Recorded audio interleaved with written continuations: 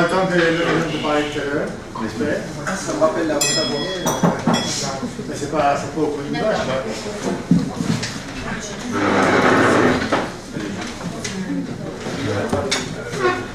Eh bien, mesdames et messieurs, Monsieur le Président, nous reprenons nos travaux et nous allons accueillir Monsieur Georges Delhomme, qui, dans la session Quelle réponse attendue, va nous parler de la part des soignants. Oui, donc bonjour, je suis Georges Delhomme, dans le cadre de santé du pôle de chirurgie Saint-Luc-Saint-Joseph à Lyon, qui est un hôpital PSPH, ESPIC, et je vais donc vous faire part du partenariat, de l'expérience qu'on a eue avec les hospices civils de Lyon.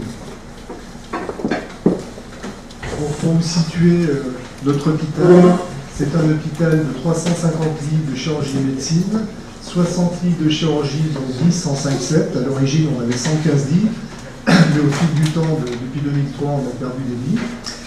L'unité d'ambulatoire comporte 20 places. Le bloc opératoire, au benchmark 2013, montrait un taux d'ouverture faible. Au début, on avait 12 salles, dont 9 de chirurgie. 3 avaient été fermées suite à des restructurations.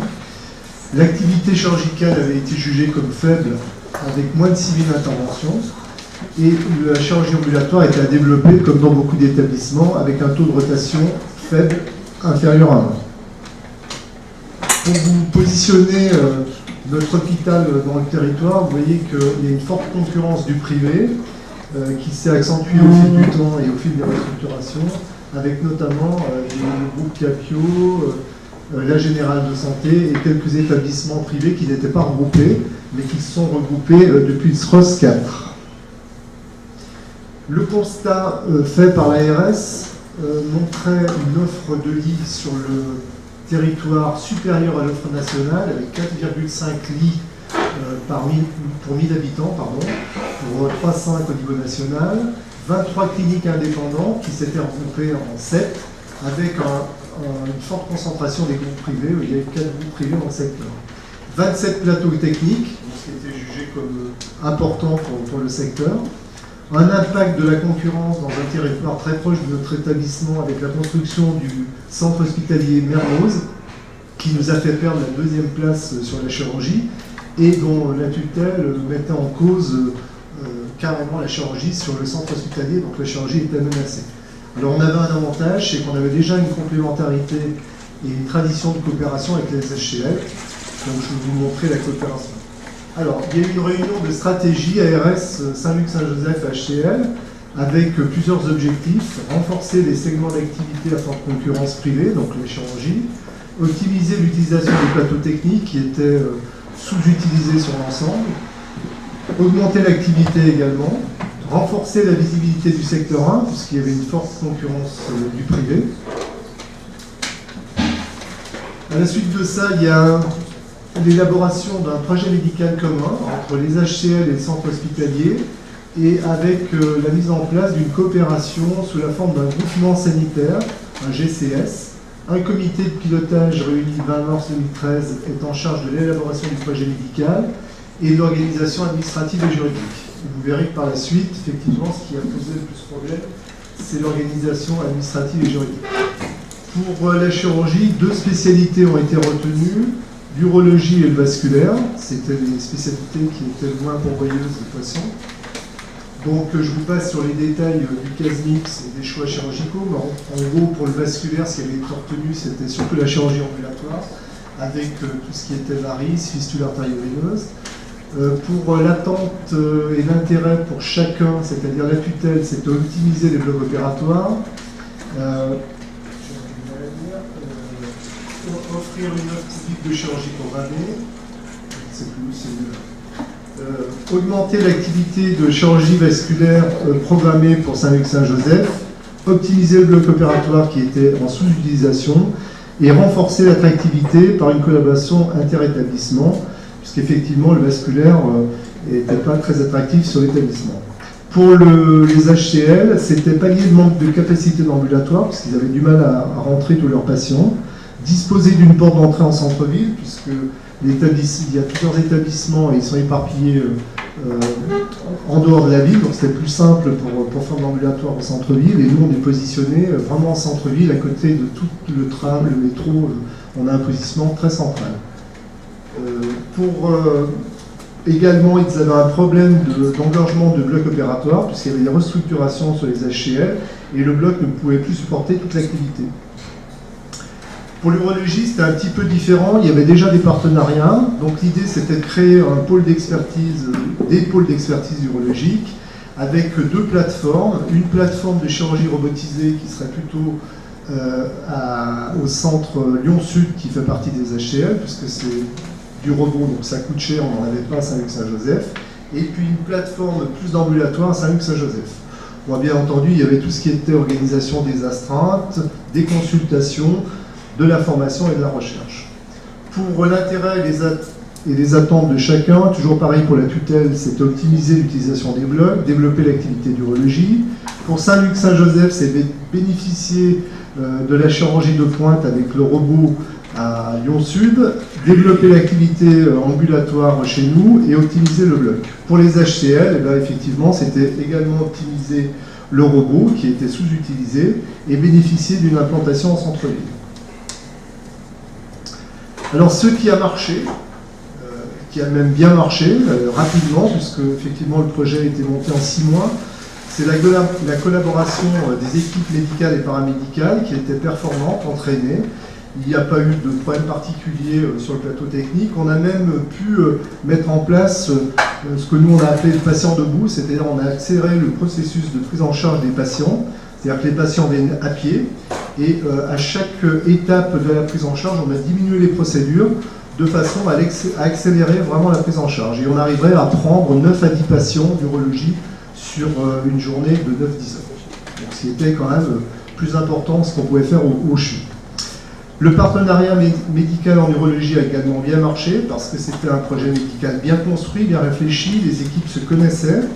Il y avait un intérêt pour les HCL d'avoir un bloc en centre-ville pour l'ambulatoire et pour notre hôpital d'avoir également le robot à Lyon-Sud. Sur l'aspect logistique, stérilisation, pharmacie, il n'y a pas eu de problème particulier, il y a eu un respect des pratiques des chirurgiens selon le site. Le suivi médical s'est passé également assez bien, même si les équipes n'étaient pas sur place, les relais étaient pris par les médecins présents dans notre établissement, donc pas de problème particulier. Les difficultés. Alors les difficultés qu'on a rencontrées rapidement, malgré toutes les réunions qu'on avait faites en amont, ça a été le problème informatique avec des logiciels différents qui n'étaient pas compatibles, pas de passerelle possible, donc les chirurgiens perdaient énormément de temps. On avait un défaut de sécurisation des dossiers médicaux, ce qui a posé quand même des problèmes régulièrement, en tout cas de temps pour les chirurgiens qui chaque fois étaient obligés d'ouvrir les dossiers, il y avait 10 codes à rentrer, enfin c'était très compliqué. Après, deuxième problème qui est arrivé, c'est le statut des praticiens, puisque les PUPH avaient demandé à faire des consultations privées chez nous, donc on ne faisait pas de consultation privée, donc ils n'ont pas pu bénéficier de consultation, donc ça a un peu minimisé la coopération. Et puis il y a eu beaucoup d'interrogations, notamment de la part des médecins anesthésistes, sur l'intérêt de venir dans notre établissement, puisque finalement ils venaient sur un autre établissement, il n'y avait pas d'intérêt financier, des frais de déplacement, des frais de parking, enfin voilà. Donc du coup on avait 4 médecins anesthésistes qui participaient au début, et on n'en avait plus qu'un seul à la fin. Donc je pense qu'à terme ça aurait pu vraiment poser des problèmes.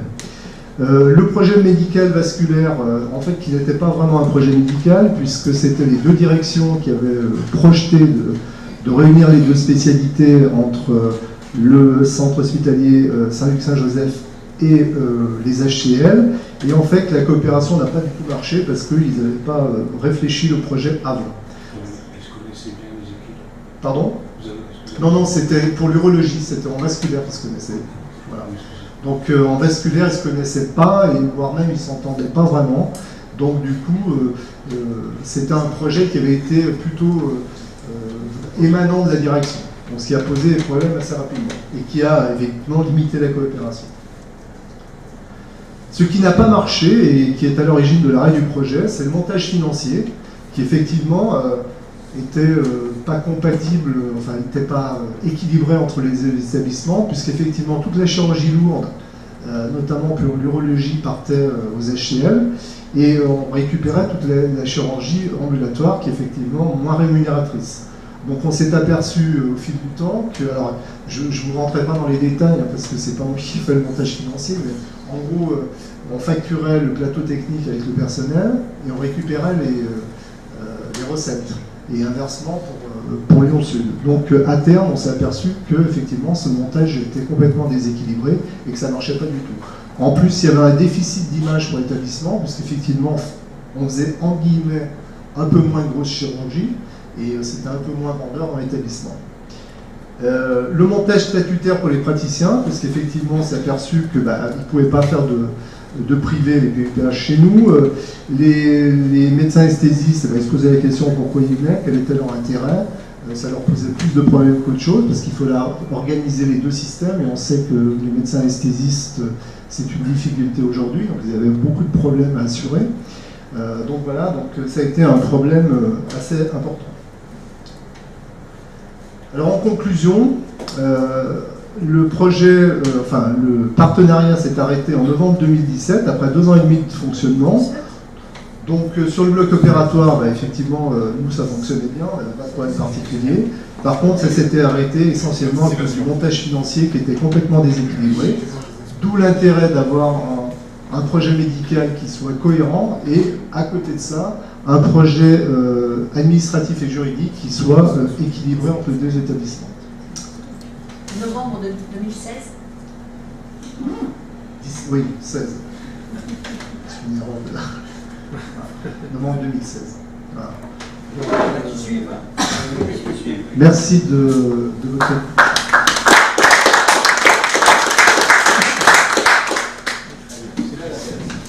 Merci beaucoup. On va faire la discussion à la fin, si vous le voulez bien, parce que c'est difficile de gérer autrement.